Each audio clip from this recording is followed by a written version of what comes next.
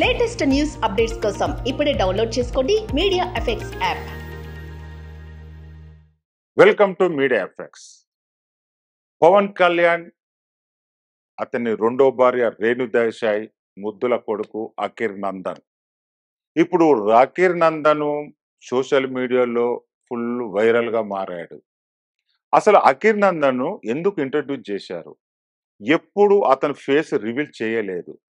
రేణు దేశాయ్ అప్పుడప్పుడు ఇన్స్టాగ్రామ్ లో పోస్టులు పెట్టేది సోషల్ మీడియాలో, కానీ ఫేస్ ఎక్కడా రివీల్ చేసేది కాదు. కానీ ఈ రోజు ఇప్పుడు సోషల్ మీడియాలో ఫుల్ వైరల్ గా మారాడు అఖిర్ నందన్. జనసేన పార్టీ కూటమి అంటే బీజేపీ, టీడీపీ, జనసేన కలిసి కూటమిగా ఏర్పడి గవర్నమెంట్ ఫామ్ చేసింది.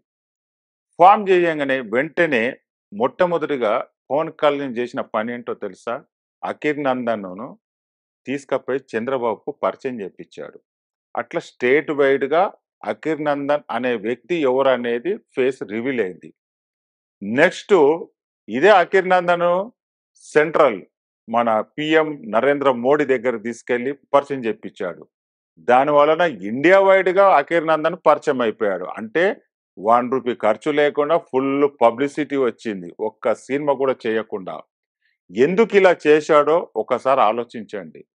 ఎందుకంటే ఇప్పుడు పవన్ కళ్యాణ్ ఒక డిప్యూటీ సీఎంగా, మంత్రిగా బాధ్యతలు స్వీకరించాడు. అతను రాజకీయంలో, ప్రజాసేవలో పూర్తిగా ఫుల్ బిజీగా ఉంటున్నాడు. ఇప్పుడు తన వారసుడు అఖిర్ నందన్ అని చెప్పగానే చెప్పుతున్నాడు. అందుకే అతన్ని రివీల్ చేయడానికి మెయిన్ కారణం ఇదే. ఇక ముందు ముందు పవన్ కళ్యాణ్ సినిమాలు చెయ్యడు. ఒక 3 సినిమాలు ఉన్నాయి. హరిహర వీరమల్లు, ఇంకో భగత్ సింగ్, మూడవది ఓజీ. ఈ 3 సినిమాలు చేస్తాడు, కానీ అవి కూడా లేట్ అయ్యే ఛాన్సెస్ ఉంటాయి. ఈ 3 సినిమాల తర్వాత 4వ సినిమా ఎట్టి పరిస్థితుల్లో ఒప్పుకోడు.